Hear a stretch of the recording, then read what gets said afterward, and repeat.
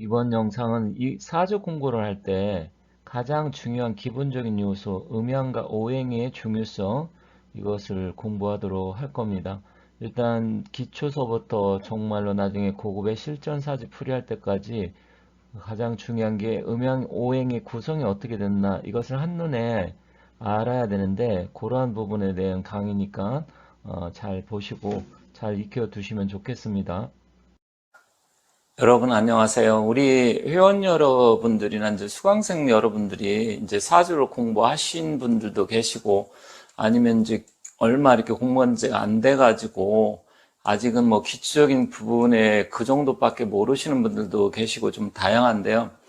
이제 공부를 좀 어느 정도 하신 분이나 아니면 이제 시작하시는 분들이나 이 사주를 풀 때 가장 중요하게 생각해야 될 요소가 있는데, 그것을 좀 제가 오늘은 말씀드리려고 해요. 그래서 이미 공부하신 분들은 앞으로 이제 사주를 풀고 판단을 할 때 이것을 참고하시고, 또 기존에 이제 시작한 지 얼마 안 되신 분들 같은 경우는 이런 식으로 좀 신경을 써야 되겠구나.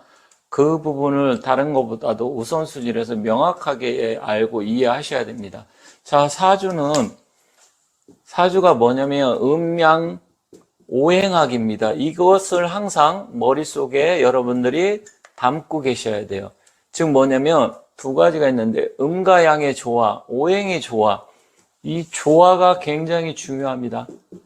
한쪽으로 사주는 치우친 것을 좋아하지 않아요. 그건 뭐냐면 이제 뭐 특별격이라고 해서 이제 뭐 외격이라고도 합니다. 그래갖고 이제 종강격, 종합격, 뭐 종합격, 뭐 이렇게 여러 가지로 해서 한쪽 기운이 치우쳐졌을 때는 그때는 그것을 따르지만, 기본적으로 그거는 10%도 뭐 안 되고, 제가도 사주 많이 봤지만 이 종격인 사주들은 그렇게 많지가 않아요. 그리고 사실 인생이 그렇게 되면 잘 나갈 때 좋을 땐 좋지만, 대체적으로 그게 잘 될 때 안 될 때와 이게 극과 극을 달리는 경우가 많아요. 그래서 사주는 일단 음과 양과 오행의 조화가 제일 중요하다. 그렇다고 하면 이 오행에 목화 토금수가 있는데, 이 오행을 잘 이해를 하시면 여기에 음양이 다 들어가 있습니다.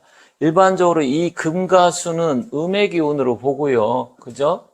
그리고 목화는 양의 기운으로 보잖아요. 그리고 토는 이제 음과 양이 같이 섞여 있어서 이거는 뭐 중앙, 중용 이렇게 보는데, 토에도 진술, 충미가 있는데 술토와 미토는 양토로 보고 축토와 진토, 그러니까 이것도 축과 진은 음토로 보고, 그 다음에 술과 미는 양토로 보고, 여기서 이제 이걸 기토와 같이 보고 이건 무토 이렇게 봐야 되겠죠. 이렇게 나눌 수 있습니다.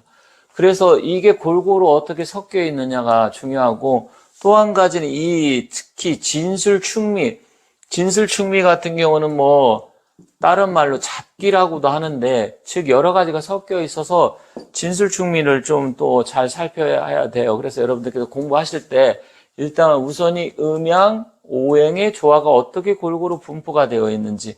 그런데 여기서 또 이제 이 속에 음이 있고, 또 속에 양이 있고, 또 양 속에 음이 있고, 양 속에 양이 있고, 양양이냐 양음이냐, 음이냐 음양이냐, 이게 어떻게 보면 사상과 연관성이 있는데, 자, 목도 보면 이제 여기서 음과 양이 갈리잖아요. 음은 뭐예요? 목은 지지는 천간은 을이고, 그리고 지지는 묘잖아요. 그럼 양은 뭡니까? 양은 갑과 인이잖아요.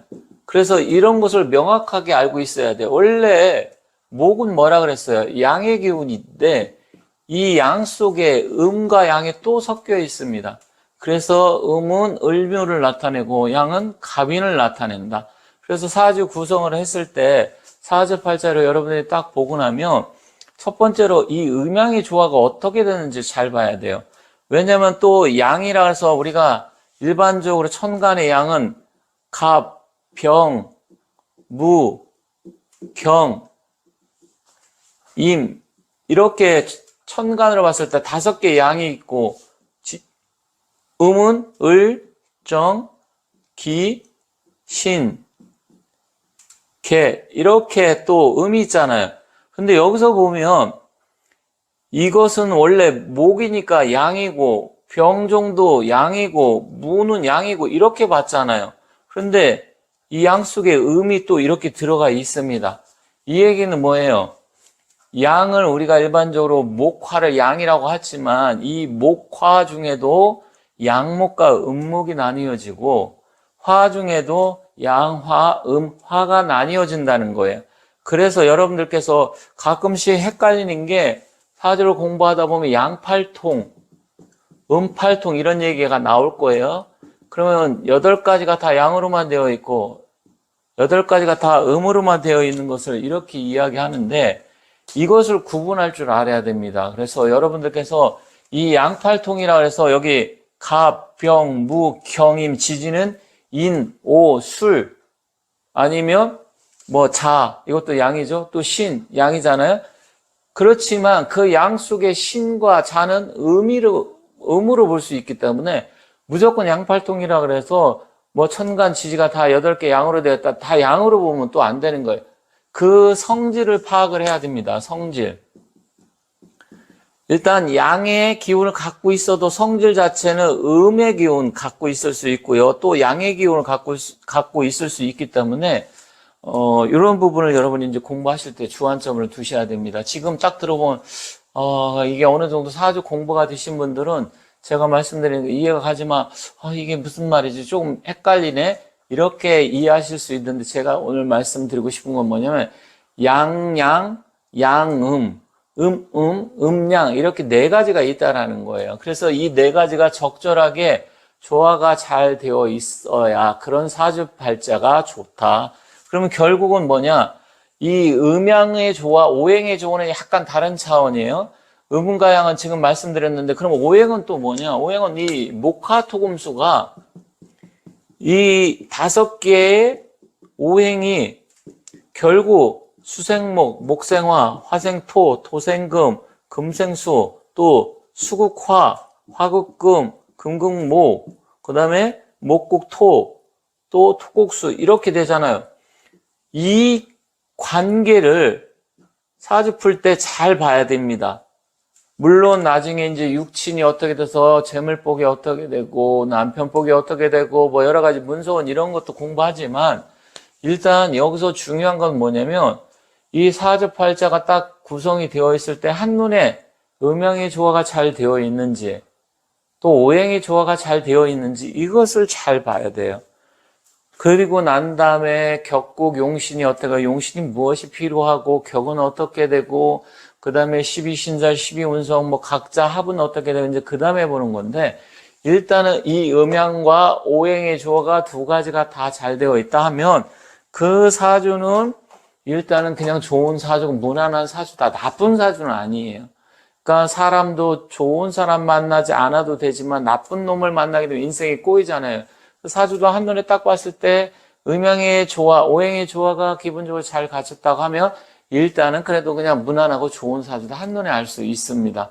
그래서 지금 여러분께 말씀드리는 게 앞으로 공부를 하실 때 이 음양과 오행의 조화가 어떻게 구성이 잘 되어 있고 조화롭게 되어 있는지 이게 제일 중요하다.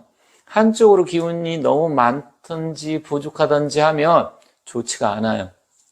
그래서 여러분들이 앞으로 이제 사주 풀 때 무조건 딱 한눈에 딱 봤을 때 8글자 나를 중심으로 일간을 중심으로 해서 음양과 오행이 어떻게 분포가 되고 잘 구성이 되어 있는지 그리고 음은 무엇이고 양은 무엇인지 또 오행에는 어떻게 서로 생극제화를 하고 주고받는지 이런 부분을 앞으로 여러분들이 항상 사주 공부할 때 머릿속에 넣어 주셔야 되고요. 또 사주를 풀이할 때도 한눈에 딱 이걸 보고서 이 구성이 잘 되었는지 나쁜 사주인지 좋은 사주인지 한눈에 여러분들이 알 수 있어야 됩니다.